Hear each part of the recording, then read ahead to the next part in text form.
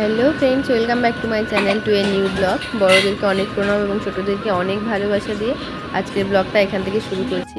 আর আজ না একটু পায়েস বানাচ্ছি, জানো তো, বলছি দাঁড়ো কারণটা পরে। আর দেখো এখানে হচ্ছে এই যে পটল কাটছিলাম, তো এই যে আজকে পটলের তরকারি করব, যেহেতু বৃহস্পতিবার একটু নিরামিষই হবে। পটলের তরকারি করব আর মুগের ডাল করব আর বড়ি ভাজবো।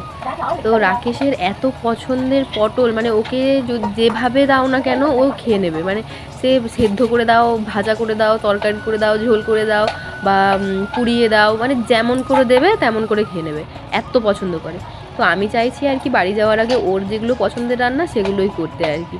কারণ দেখো, নিজে একা একা রান্না করে খাওয়া আর কেউ করে দিলে সেটা খাওয়া, দুটোর মধ্যে অনেকটা তফাৎ। তাই চাইছি যে ওর পছন্দেরগুলোই করার। আর এদিকে তো পায়েসটা হচ্ছে, আর ওই যে ফ্রাইং প্যানে যেটা দেখালাম ওটা আমি চিনিটা দিয়েছি ক্যারামেল করার জন্য। এই যে তারপর দেখো ওটাকে আমি ক্যারামেল করে পায়েসের মধ্যে দিয়ে দিয়েছিলাম। বেশ কালারটা কত সুন্দর এসছে না? তোমরা ওইভাবে ট্রাই করো, দারুণ হবে কিন্তু ক্যারামেল পায়েস।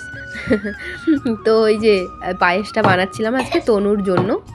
তনু বলতে ওই যে গো, আগের একদিন বলেছিলাম না, ওই যে আমাদের ফ্ল্যাটে থাকতো একজন, ও চলে গেছে। রান্না বান্না হয়ে গেছে, নিয়েও নিয়েছি। চলো এখন তাহলে পার্কে যাওয়া যাক। পার্কে গিয়ে তোমাদেরকে বাবির পার্কটা শেয়ার করছি।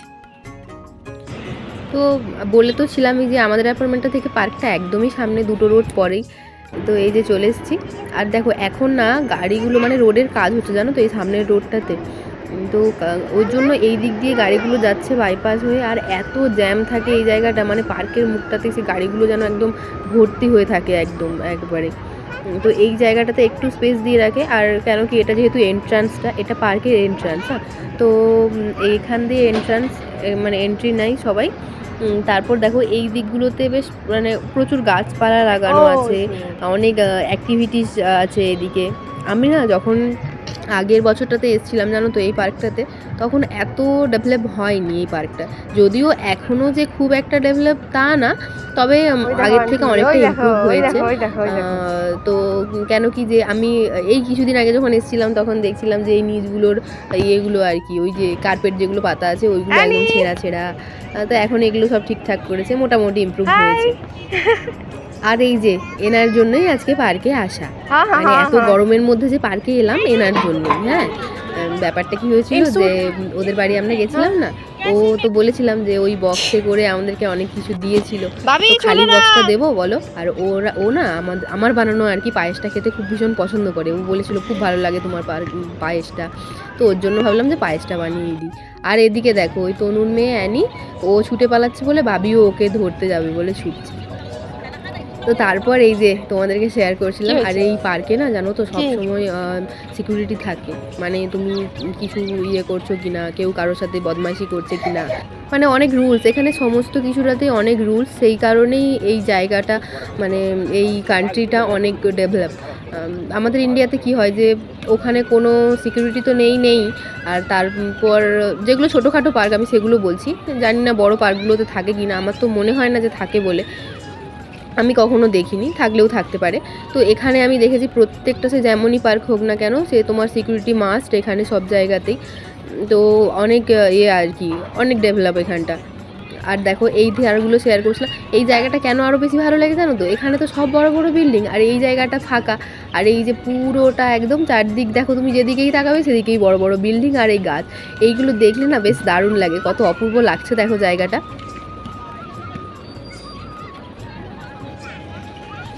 আর এই দেখো এখানে একটা বাচ্চাকে সিকিউরিটি ধরেছে বলতে, এই বাচ্চাটা তুলনামূলক বড়, হ্যাঁ, ও মানে খুব জোরে জোরে বল খেলছিল।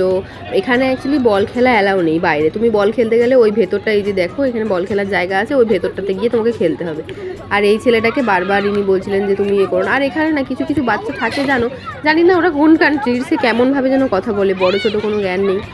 কিছু কিছু ওরকম মানে এসে খুব চিল্লামিল্লি করে এখানে এসে, মানে ওই 1-2টো বাচ্চার জন্য সকলের ভীষণ প্রবলেম হয়। প্রায় সকলেই বলে যে দেখো, মানে কয়েকটা বাচ্চাই আছে, ওদেরকে সবাই ইন্ডিকেট করেই রেখেছে যে এই বাচ্চাগুলো থাকা মানে পার্কে ঝামেলা হবেই।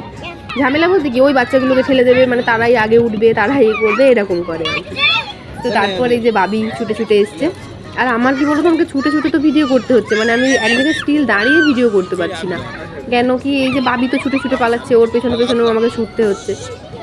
স্টিল করে ভিডিও করলে তো ভিডিওগুলো সুন্দর হয় বলো, কিন্তু কি করব বলো, বাচ্চা নিয়ে ভিডিও করলে এরকমভাবেই হবে। তোমরা একটু মানিয়ে নিও প্লিজ। তো এই যে দেখো এই দুষ্টুটা, এসো এসো এসো কাম বাবি, ওয়েট ওয়েট ওয়েট ওয়েট।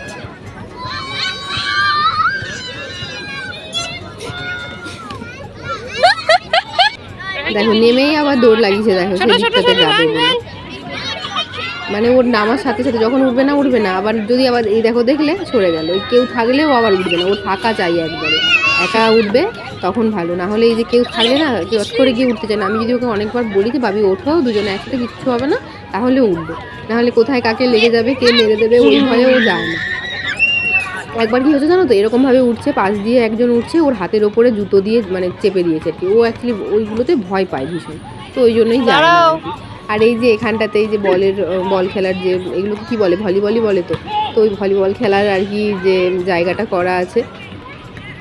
তো পার্কটা ভীষণ গোছানো, আমরা আগে যে পার্কটাতে যেতাম সেখানে আরও অনেক কিছু আছে, সেটা আরও ভালো, তো সেটা অনেক আরও গোছানো আর কি। তো কিছু করার নেই, হাতের সামনে যেটা আছে সেটাই তোমাকে চালাতে হবে, সেটা অনেক দূর আমাদের এখান থেকে। তো দেখো ভাবি এই যে এটাতে উঠবে বলে নিচে ঝুলছিল, আর আমি ওকে ধরলাম, ধরে এই যে এইগুলো তো ভালোবাসে চড়তে, কিন্তু কি বলো তো পারে না, একটু বড়দের তো এই সাইডটা, আর একটু পরেই অপোজিট একটা সাইডে যাবো, সেই দিকটা দাঁড়াও দেখাবো তোমাদেরকে, যে সেই দিকটা অনেকটা ছোট। আর এখানে এই বাচ্চাগুলো কি জোরে জোরে দুলছে দেখো, আমি ভাবি কত জোরে দোলাইও না, আর ও দুলতেও মানে আমাকে ভয় পায় আর কি, এত জোরে জোরে ছোটো ছোটো বাচ্চাগুলো নিজেরাই দোলে, বাবা কোথায় পড়ে টড়ে যাবে কি হবে। তো তারপর এই যে এদিকটাতে দেখলাম যে তনু মানে ও এসছিল আর কি, তারপর ওদেরকে নিয়ে এসে এই দুটোকে একসাথে বসেছে, দুটোই তো রোগা রোগা পাতলা পাতলা তালপাতা সিপাহি, দুটোই একসাথেই হয়ে গেছে, দুটোর একই রকম জানো তো, একই রকম চেহারা দুটোর। এত ভীষণ গরম, আর পার্কে বেশিক্ষণ থাকা যাবে না, চলো এবার বাড়ি যাই। তো ওকে অনেকটা যেতে হবে, ওটাই বলছে আমি কি করে এতটা যাবো, আমি বলছি চলো আমার বাড়ি চলো। তো ওই জন্যই ওরা আমাদেরকে টাটা বাই করে চলে গেল, আর আমরাও এদিকে মা বেটিতে চলে এলাম।